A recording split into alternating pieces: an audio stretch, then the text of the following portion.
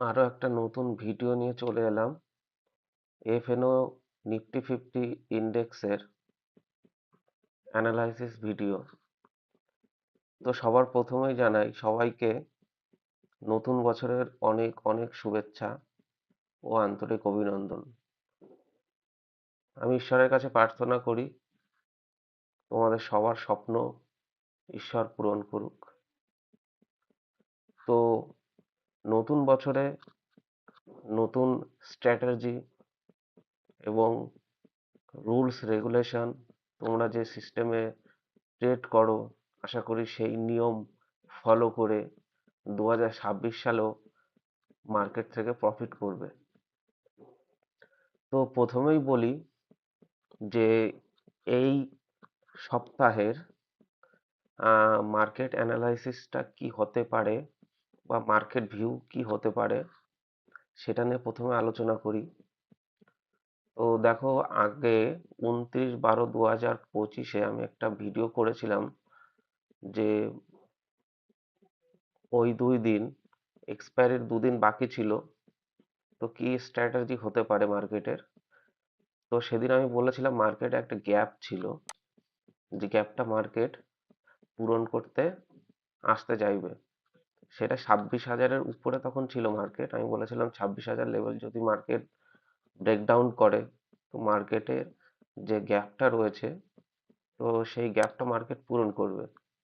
তো দেখা যায় এখান থেকে কিন্তু মার্কেট সেই গ্যাপটা কিন্তু বলতে গেলে অলমোস্ট পূরণ করেছে, একটু বাকি আছে।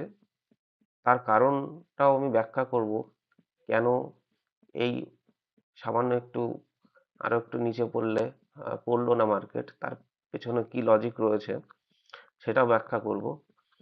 এবং আমি ওই ভিডিওতে যেটাই বলেছিলাম মার্কেট কিন্তু সেইভাবেই, তোমরা যদি দেখো আগে যে ভিডিওটা, লাস্ট যে ভিডিওটা করা হয়েছে, তো সেইভাবেই কিন্তু মার্কেট চলেছে। তো এখন প্রথমে আহ, বলি এই সপ্তাহে কিন্তু আমাদের যে মাইন্ডসেট বা ভিউ থাকবে সেটা কিন্তু বুলিশ থাকবে, মানে মার্কেট উপরের দিকে যাবে, এই মাইন্ডসেটটা থাকবে। তার পিছনের কারণ, প্রথমে পজিটিভ কারণগুলো ব্যাখ্যা করব কেন থাকবে, তারপরে নেগেটিভ কারণ, মানে বেশিরভাগটাই আমি বলতে চাচ্ছি মার্কেট পজিটিভ থাকবে।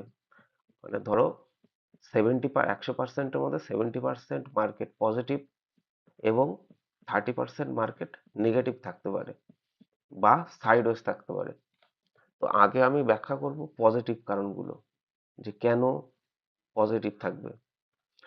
এখানে দেখো, বিশেষ করে খেয়াল করলে মার্কেটের একটা রেজিস্ট্যান্ট লেভেল থেকে মার্কেট ফল করছিল, যে রেজিস্ট্যান্স লেভেলটা মার্কেট বারবার টাচ করেছিল, একবার, দুবার, তিনবারের বারও মার্কেটে কিন্তু একটা ফল এসেছিল, প্লাস একটা গ্যাপ ছিল, লিকুইডিটি গ্যাপ বলা হয় আমাদের ভাষায়।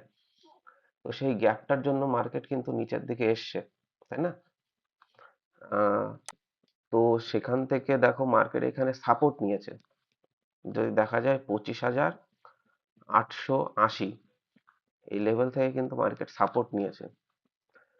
এখানে কেন সাপোর্ট নিয়েছে তার পেছনের কারণটা আমি বলি। এখানে ক্লিয়ারলি দেখলে দেখা যায় যে মার্কেট লাস্ট, এখান থেকে দেখো মার্কেট ক্লোজিং হওয়ার পর একটা গ্যাপ ছিল মার্কেটের, তাই না? একটা বিগ গ্যাপ বানিয়ে মার্কেট কিন্তু একটা দিন চলেছে, তারপরে আবার দেখো একটা গ্যাপ পূরণ করেছে মার্কেট।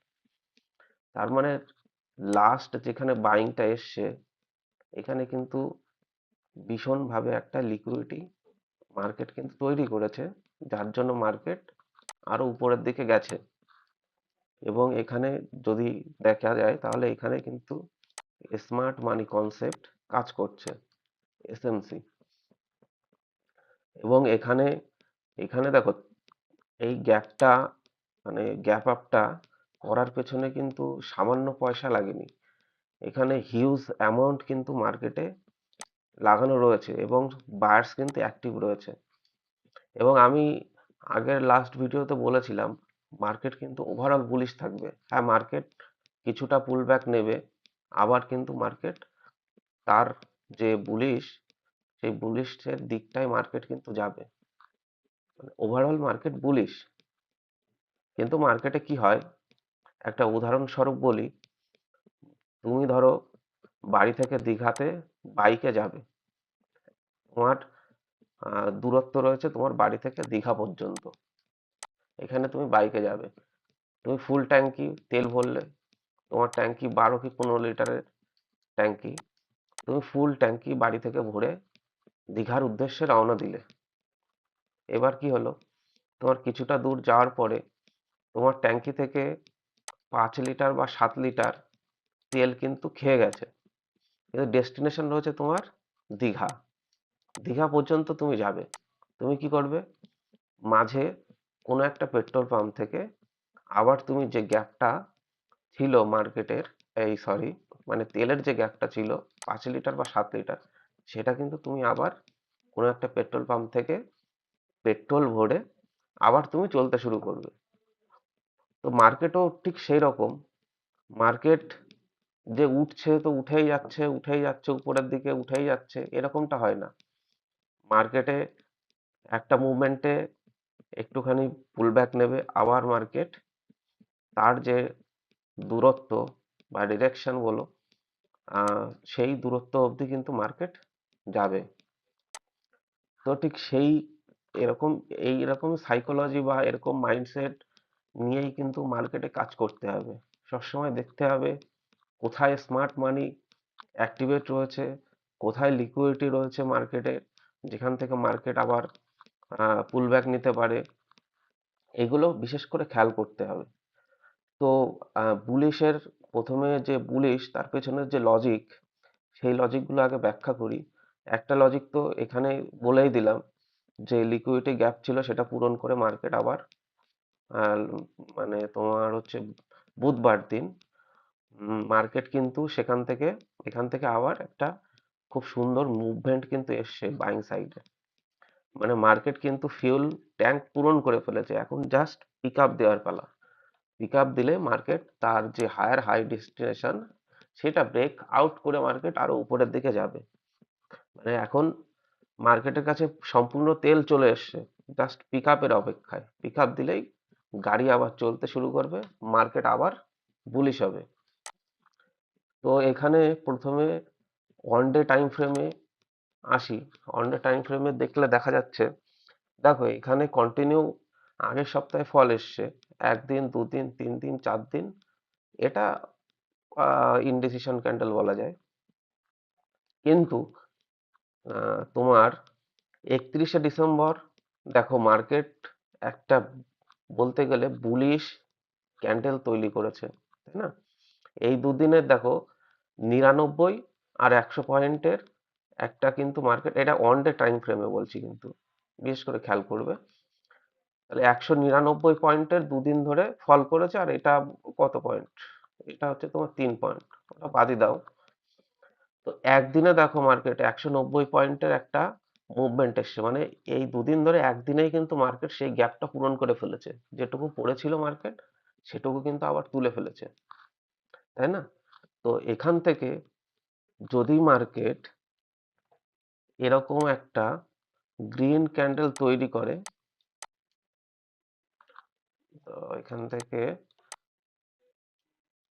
যদি মার্কেট এরকম একটা গ্রিন ক্যান্ডেল তৈরি করে, কালকের দিন হোক বা পরশু দিন হোক, এই কালকে তো শুক্রবার, আবার সোমবার দিন হোক, যাই হোক, এরকম যদি কালকের দিনে ধরা যাক, যদি মার্কেট এরকম আরেকটা গ্রিন ক্যান্ডেল তৈরি করে, তাহলে কিন্তু ধরেই নিতে হবে মার্কেট যে হায়ার হাই লেভেল সেটা কিন্তু ব্রেকআউট করতে, মানে করার জন্য পুরো রেডি, এটা আমার ধরে নিতে হবে।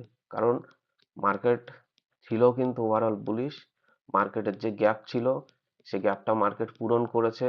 এখানটায় দেখো মার্কেটের যে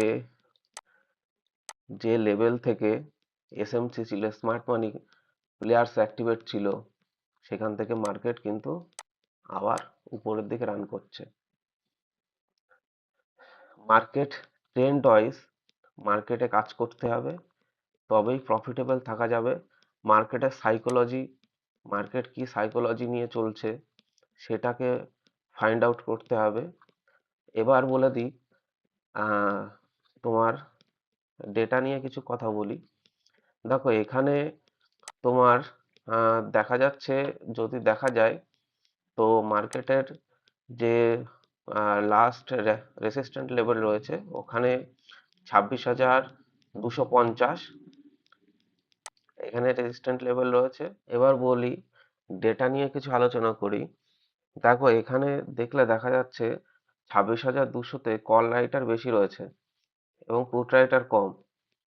তার কারণ হচ্ছে মার্কেট আজকের দিনে আহ, আজকের দিনে দেখলে দেখা যাচ্ছে মার্কেট কিন্তু সাইড ওয়েজ ছিল, এবং বলতে গেলে দেখা যায় মার্কেট কিছুটা সেল সাইডে একটু ছিল, বাট বেশি নয়, যার জন্য কল রাইটার এখানে বেশি রয়েছে। এবার বলে নি, ডেটা নিয়ে কিন্তু ডেটা কিন্তু যখন তখন এদিক ওদিক হয়। মার্কেটের লাস্ট কথা কিন্তু বলে প্রাইস অ্যাকশন বা ক্যান্ডেল, এটা নিয়েই অ্যানালাইসিস করে কিন্তু মার্কেটে চলতে হয়। ডেটা আমাদের সাইডে থাকে যাতে করে আমরা মার্কেটের ট্রেন্ড বা মার্কেটের সাময়িক যেদিন আমরা ট্রেড করছি সেটা নিয়ে আমরা দেখে অ্যানালাইসিস করে তারপরে আমরা মার্কেটে কাজ করি। ডেটা কিন্তু লাস্ট কথা বলে না, লাস্ট কথা প্রাইস অ্যাকশনই বলে। তো আমি জাস্ট লেভেলগুলো তোমাদের বলে রাখি। 26,200 এই লেভেলে তোমরা খেয়াল রাখবে যে এখানে পুট রাইটার কতটা বাড়ছে আর কল রাইটার কতটা কমছে। যদি দেখো কালকের দিনে মার্কেট বুলিশ দিকে যাচ্ছে, তাহলে কিন্তু এই ডেটা নিমেষের মধ্যে চেঞ্জ হয়ে যাবে। 26,200-তে পুট রাইটার চলে আসবে, কল রাইটার কমে যাবে। 26,200 এই লেভেলটা খেয়াল রাখবে, এবং 26,250 এই দুটো লেভেলে দেখতে হবে পুট রাইটার কতটা আসছে, অ্যাক্টিভেট হচ্ছে। যদি দেখো খুব পরিমাণে ফুড রাইটার অ্যাক্টিভেট হচ্ছে, তাহলে এক্সপেক্ট করতে পারো মার্কেটে কিন্তু এরকম মিনিমাম 150 পয়েন্ট কি 200 পয়েন্টের একটা বুলিশ কিন্তু কালকে থাকতে পারে। আমি সিওরিটির সঙ্গে বলছি না, মার্কেটের সিওরিটির সঙ্গে কেউ কিছু বলতে পারে না। মার্কেটের ভিউ বা মার্কেটে বিভিন্ন রকম অ্যানালাইসিস আছে, মার্কেট কিরকম ভাবে চলবে সেটা মার্কেটের উপরে ডিপেন্ড করে। আমরা আনুমানিক আলোচনা করতে পারি বা আনুমানিক আমরা একটা কথা বলতে পারি। তো এবার বলি, ওখানে দেখলে কিন্তু কল রাইটার অ্যাক্টিভেট হচ্ছে। এবার মেনলি যদি তুমি পিসিআর দেখো, পুট কল রেশিও কিন্তু দেখলে দেখা যাচ্ছে পিসিআর রয়েছে কিন্তু 1.13, মানে 1 পয়েন্টের উপরে পিসিআর চলে গেছে। মানে এটা বলা যায় ভীষণই ভাবে অ্যাগ্রেসিভ বাইং মুডে মার্কেট রয়েছে, তাই না? তো পিসিআর দেখলে দেখা যাচ্ছে বুলিশ। আর তোমার বাকি যদি তুমি ভলিউমের দিকে দেখো, দেখো ভলিউম বা ওয়াই এইগুলো কিন্তু মুহূর্তের মধ্যে চেঞ্জ হয়, এগুলো চেঞ্জ হতে কিন্তু টাইম লাগে না।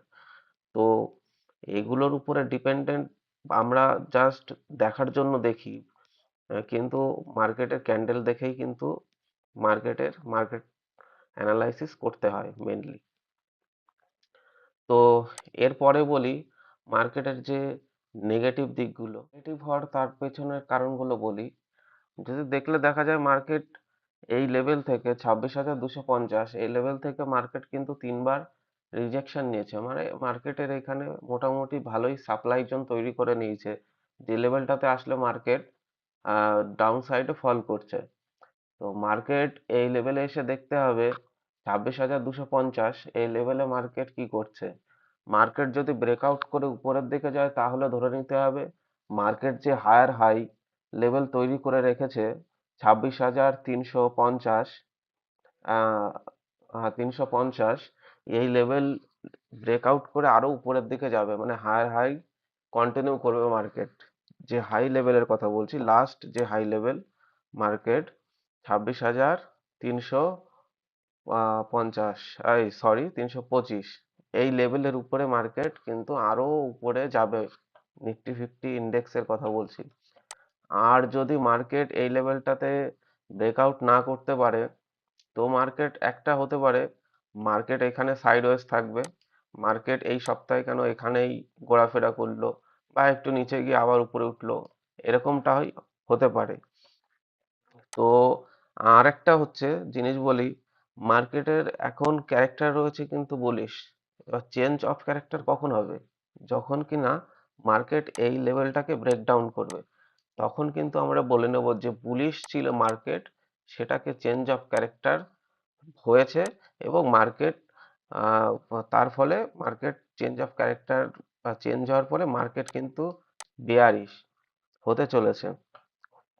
তো এই জিনিস, এই দুটো লেভেল খেয়াল করে রাখতে হবে যে এই সপ্তাহে মার্কেট কি করে।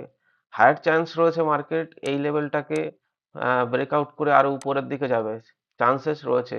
বাট যেহেতু মার্কেট এই লেভেলটাতে বারবার ফল এসছে, বারবার মার্কেট এই লেভেলটাতে রিজেকশন নিয়েছে, তো এখানে একটা ভালো রকমের সেলার অ্যাক্টিভেট রয়েছে, যা যারা কিনা মার্কেটকে পুশ ডাউন করার চেষ্টা করবে।